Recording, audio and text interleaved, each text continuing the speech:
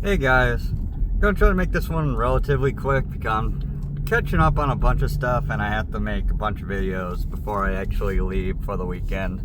It's gonna be a long weekend, honestly. It's gonna get interesting. So, I start school as soon as I get back too. It's fun. Anyways, so there was a lot of stuff coming out last week, and the guy who the man of the hour is a guy by the name of Nick Shirley.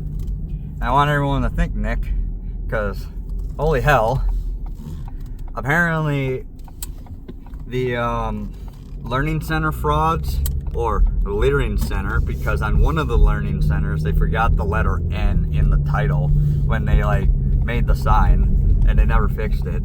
Which, if you're gonna commit fraud, at least do the very basics of using proper English to try to hide it. That's whatever. But Nick Shirley, I don't know much about the guy. Apparently he's been making videos for a long time now, and he started making videos when he was little, I guess, or something. And he eventually decided to start making political videos, and he actually blew up on YouTube and has over 1.2 million subscribers, and good for him. Yeah, good for him. Hell, I think that's more than Nostalgia Critic, honestly. Jesus. Ah, boy. You can tell where people's priorities are nowadays. They're not on entertainment like they used to be. It's on political stuff, I guess. Man, times have changed, I swear. But anyways, so there's been fraud in Minnesota for at least a decade, and this has been going on all over the country. But Somali refugees or immigrants come in, and Somalia hasn't been at war in forever. They're not a country that's at war, so why anyone would need to be a refugee from Somalia is one suspect to begin with. But because refugee usually implies that there's some kind of conflict going on. Anyways, so what would happen is a lot of these Somalis would come in, and then some of the more intelligent among them would set up a learning center, and then they would apply for federal aid, and then they would get $800,000 in federal aid, for example. And then a lot of mothers, of course, are stay-at-home because it's in their culture that women don't really work that much. So even then, a religious family in general, whether you're Christian or Muslim, you're likely to have a stay-at-home mother. So they were asking Somali families to come in, and they were supposed to drop off their kids, obviously, for daycare. But what they were doing is they were like, hey, okay, look, listen. They would talk to the parents, and they'd be like, look, you know you don't need a daycare. We know you don't need a daycare. But sign your kid up for it, and we get $800,000 from the federal government. We'll slip you money. We'll give you a little check, a little kickback. And the Somali family as well, okay, they only have one working member of the family, usually the father, maybe some of the older sons, and they would have very little income, so they'll be okay, they'll take help anywhere they can get. But the thing is that instead of just, conforming with American livelihood, having both the mother and the father work, they could have just dropped the kids off at the daycare, the mother could work, and that would add to the economy. Instead, a lot of these Somalis do not want their wives to work at all, which I'm sure there's some feminists out there that would actually love that at this point, despite the fact that, feminism was originally started so women would have their own careers, jobs, and be able to be self-sufficient without needing a man to support them. Apparently things have changed. Fourth wave feminism fourth wave feminism is very, very different. I swear. It's like they've gone back to in a circle. Do you want to work or not? Whatever. So instead of like, just getting a second job, having a second member of the family getting a job, they'll just get like benefits from the government. And then as well as getting benefits, like both like food stamps, financial support, like stuff like that, they also get these kickbacks from these daycares. And again, it's so they can enforce the rule that women are not allowed to have their own bank accounts, have their own jobs.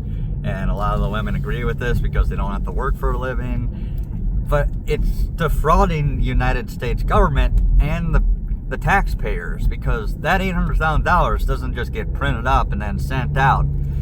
That $800,000 is collected from us in our federal taxes and then sent to the state, which then sent it to the learning centers, which then gives the money to the parents so that the parents will pretend that their kids actually go to the daycare. And we've known about this for a decade now, and people have been trying to blow the whistle on it. And it took a 23-year-old kid finding like a 60-year-old dude who's been trying to like scream from the heavens about this for the last, God only knows, it seems like 9 years is how long this dude has been trying to get attention to this. And he just happened to have Nick Shirley like contact him, and he's like, yeah, I'll show you everything. 100 million views on Twitter later, and now like Trump is like, what the hell? And then like the next day, like Nick Shirley went and to all these learning centers. One of them literally said Leering Center because they were too lazy to change the sign to include the N. At least they could have made like an excuse. Like they could have said like, oh yeah, Dr. Leary founded this place in like 1999 or something like that. Like they could have just like said that Leary was the guy's name or something, like the founder's name or something. Instead, like after this sign has been like that for God only knows how many years, as soon as this video comes out, now they have a new sign. And no one ever saw any kids ever walk into there because there's a lot of other businesses that, operate in that area, like restaurants and like, tax centers maybe. And like the employees know who works in the like adjacent buildings, at least theoretically, and they've never seen any children ever walk into there. Like all the business owners are like, yeah, there's no learning center there. There's nothing there. Like no one ever goes in besides maybe an employee or two. So okay, so it's not a daycare then. Suddenly they're now busing in loads of kids to this learning center that didn't have any kids before. Like literally like putting kids on a bus. Okay, why are parents not just dropping their kids off by car? Oh, because the mothers don't have driver's license or not allowed to drive or something? What? I gotta ask the question because it's like, why are they? Because they had done investigations into like a local mosque in the area, and apparently the mosque is enforcing Sharia law on the people who go to the mosque. Like, the women are being forced to like follow all the Muslim laws, despite the fact that that's not the rule of the law. So that means they're not allowed to own bank accounts, they're not allowed to go around uncovered. And it's like, what the hell is going on in that neighborhood? And there's dozens of these places. Not the mosques, the learning centers. Like all over the place. And no one in any of these areas has ever seen kids go into them. One person said that he's like operated a business next to the learning center, one of the learning centers, for like 9 years, and he's never seen a child ever walk in. That's not natural. That is not normal. And it took a 23-year-old kid with 1.2 million subscribers to make one video on it. One video! A 23-year-old kid with a dude who's been trying to like tell everybody for like the last 10 years. It's incredible. And then the next day, I'm sorry, no, I'm getting ahead of myself again. Because then Nick and the guy, I guess his name is like David,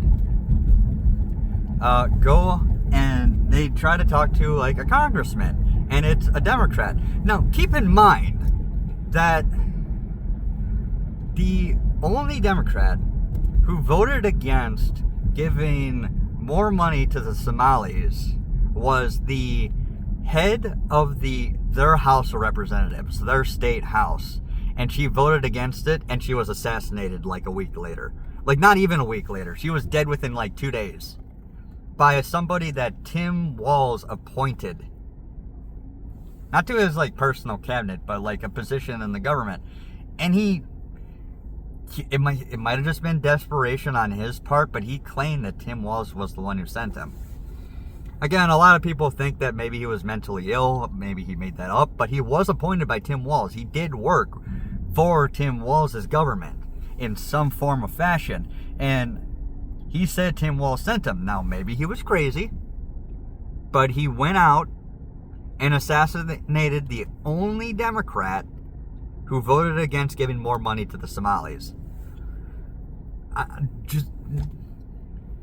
Even if Democrats agree that this is fraudulent, they can't say it because they're afraid for their lives. At least some of them have to be, because if you dare vote against giving more money to the immigrant population, you could get shot and killed.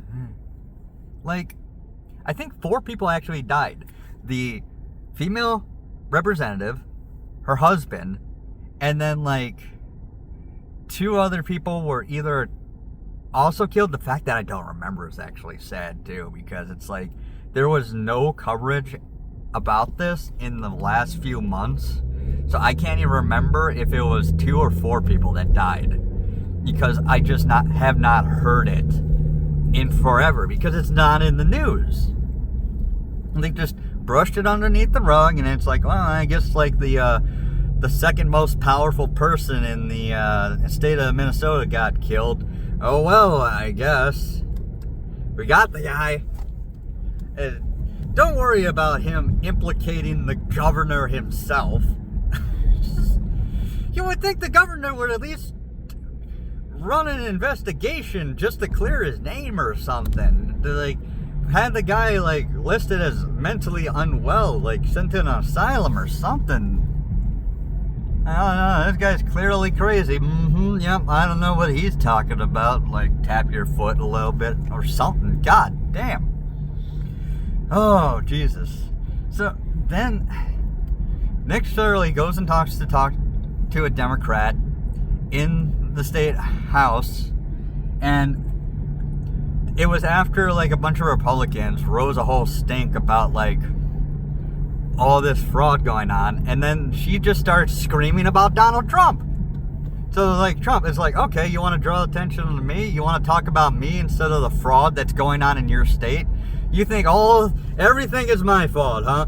Fine, you don't get any money anymore. And he shut the faucet off and turned off every single last penny being sent for, like, supposedly for the children. Despite the fact that, oh, there's a child care center right there. Now I have to wonder if those child care centers that I'm seeing in my state are also fraudulent. Now, to be fair, I've actually seen children in those, so I've delivered packages to those, and I've actually seen children in them.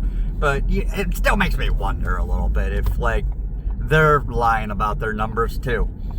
Anyways, it's just crazy. It's crazy! Like, we shouldn't have politicians being assassinated, and, like, representatives, instead of screaming about that, screaming that Trump's a racist instead, or some stupid garbage. It's stupid. Like, it's your state. It's your state's money. It's coming from your taxpayers. The people you represent.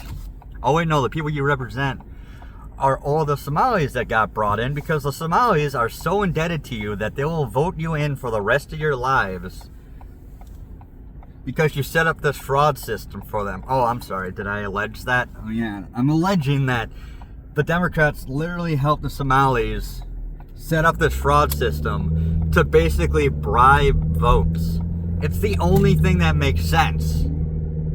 Because, again, when they say the entire community is in on it, they're saying that the people who own these fraudulent businesses are going to, like, their neighbors and saying, hey, sign up for daycare. Even if you don't drop your kids off. And they'll be like, why? It's because, oh, we'll give you $50 or whatever for it. And they're like, oh, okay, that sounds good. You'll just give me $50. They may not even know they're doing anything wrong in some cases. Some of the parents just might be like, wow, free $50? Or however much. It could be $300. It could be.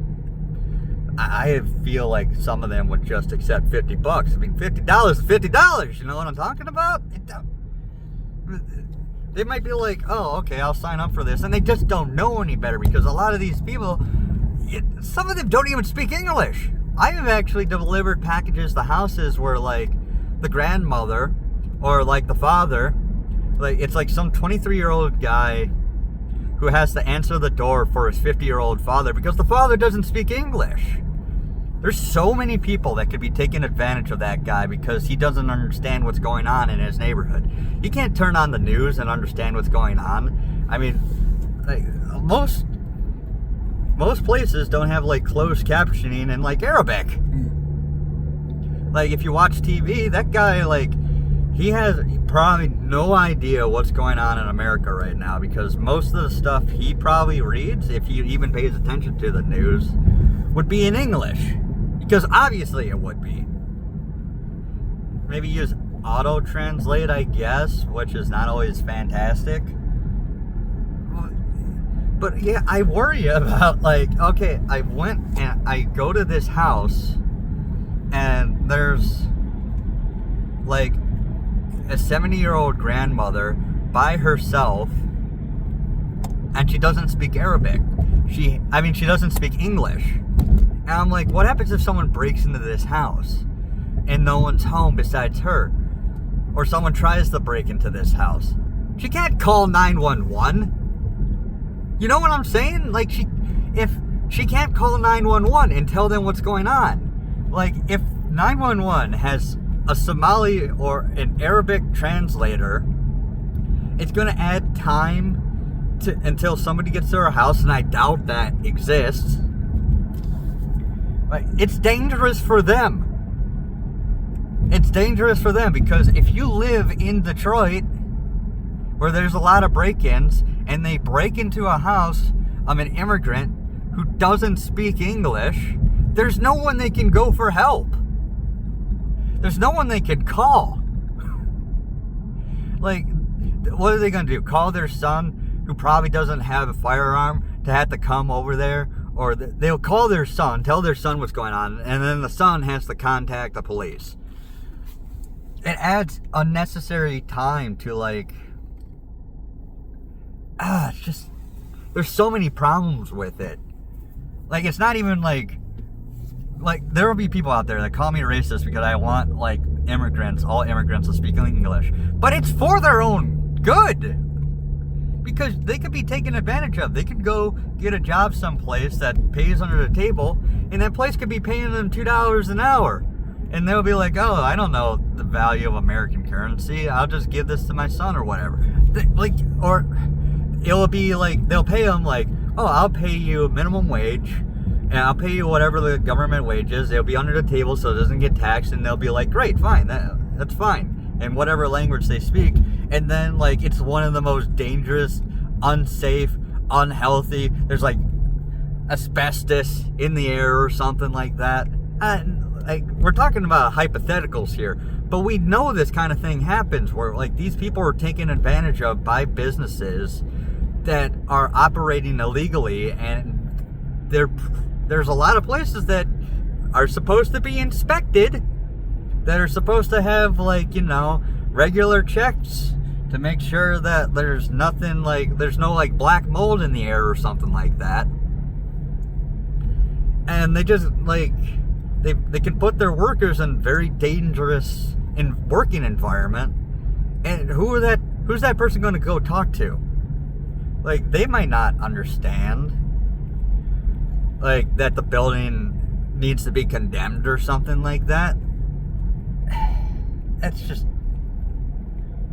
I worry about people that come to this country who can't speak English, because there's a million scenarios in which being able to speak English is necessary to get out of a dangerous or unsafe or abusive environment.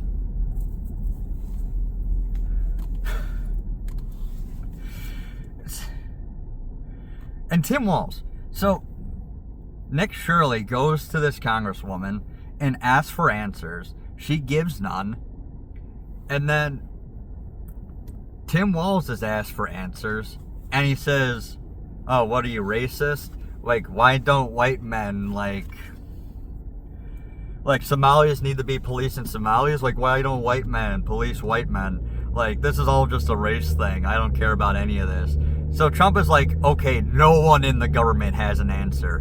Not their state representatives and not their governor. So since there's no answers, you don't deserve a penny until you give us some goddamn answers.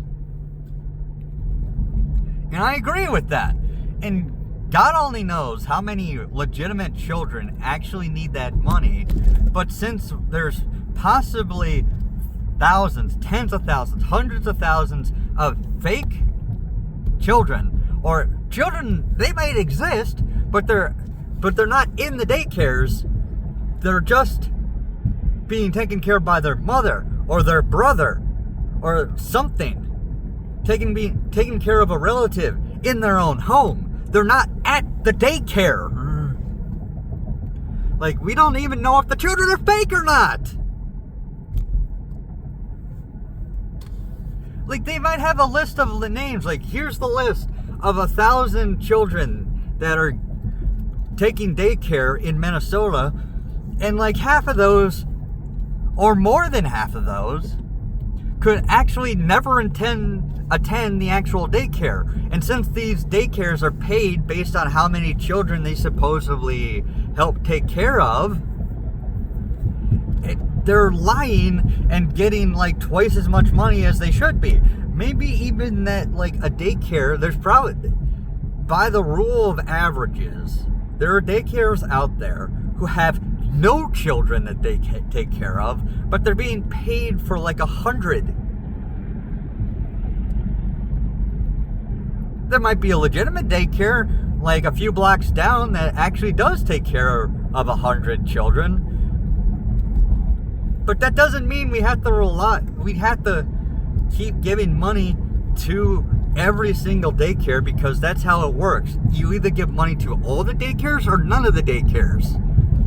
So until the government in Minnesota gets their act together and figures out which daycares are actually daycares taking care of actual children, it's like, I'm sorry, we can't give you the money because you're just stealing it, and there's evidence it's being sent to Al-Shabaab.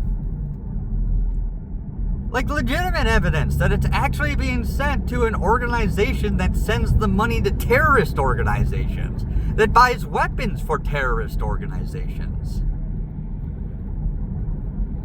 Like, we could give you $800,000, right?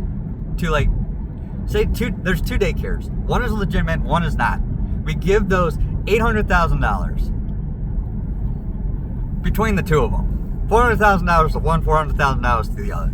The one that's actually legitimate appropriately spends the $400,000. If there's another one that's not legitimate, they might take half of that for themselves, at least a part of that to the families that are supposedly putting their children in that daycare, and then the rest is being sent off, possibly to buy weapons to kill your son, to kill your nephew in war.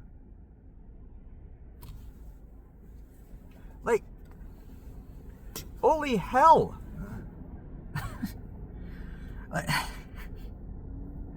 Yeah, we'll pay for your daycare.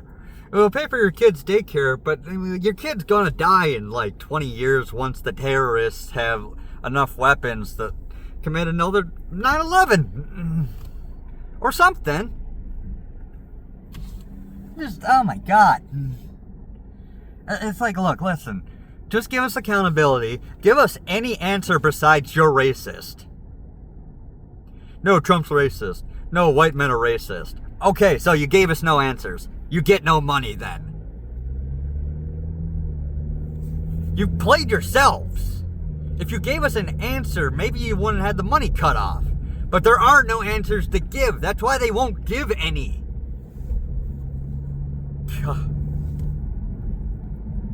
God.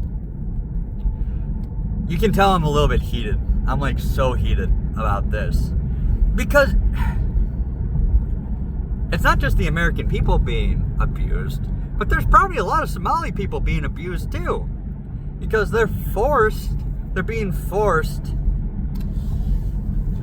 Like, oh no, like your woman, like your wife can't work. Like, no, she has to stay inside the house and wear her hijab, and she can't be allowed to learn to speak English.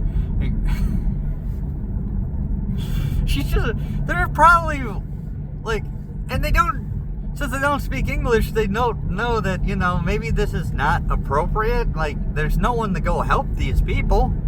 Like, if there's a wife out there, there's probably so many, like, women out there right now, for you feminists out there that watch this video, there's probably so many Muslim women who don't speak English, who are being forced to stay in their house at all times, lest their husband beat the crap out of them, and they can't go to the police because they don't speak English. They probably don't even know it's illegal to beat your wife in some cases. In some very rare cases, I hope. Just, again, and I've talked about this before. If you compare a place like Somalia to Turkey, it's like night and day. Like, Muslims in Turkey, very moderate. Women can do whatever the hell they want. They have all the same rights as men. But then you go to, like, frickin' Iraq or Syria or Pakistan, women don't have rights in those places. Somalia doesn't have a lot of rights for women. If you, like, live in Nigeria, there's a lot of violence in Nigeria. It's like half Christian, half Muslim. And that adds to part of the issue. Is there's a lot of, like, race wars and, like, religious, like, conflicts in Nigeria. But, like, you see what I'm talking about, right? Like, you're not helping these people by just giving them free money. There are people out there right now who are in a terrible domestic situation, who can't get out of it because these are Muslims that live with a culture where women do not have rights, and they're being denied their American rights in some cases, at least in a few cases. And even then, they're stealing the money for daycares. Even if that's not happening, even if I just made all that up, which I know for a fact that there's at least some abuse going on. 2 women, I know for a fact that they are stealing money with the daycare system. And most of that is not going into, like, the poor Somali mother's pocket. It's going into whatever business owner made up this fraudulent business in the first place, and he's just bribing the locals to not report on it. Which is God. Like, the majority of the money is not even going to, like, the poor people that you care about so much. It's going to some rich asshole that you supposedly hate. I thought you guys were socialists. I thought you didn't like the rich. It doesn't, your logic of socialists, it doesn't make any sense. They'll support Hassan Piker, who's a multi-millionaire. What the hell? I don't understand. I don't get it. Oh my God. Okay, I'm just ranting. I'm ranting. Oh my God, I gotta start heading back home and filming the other video. God, I'm heated. I'm so mad. I'm so angry. Because it's my money. I pay taxes. I pay a lot of taxes. How much am I every year I pay taxes. I'm wondering how much of this money is just going into a politician's pocket instead of fixing the roads. And I have no answer. No one can answer me that because we don't actually know where the money's going on. The federal government just failed its 8th audit.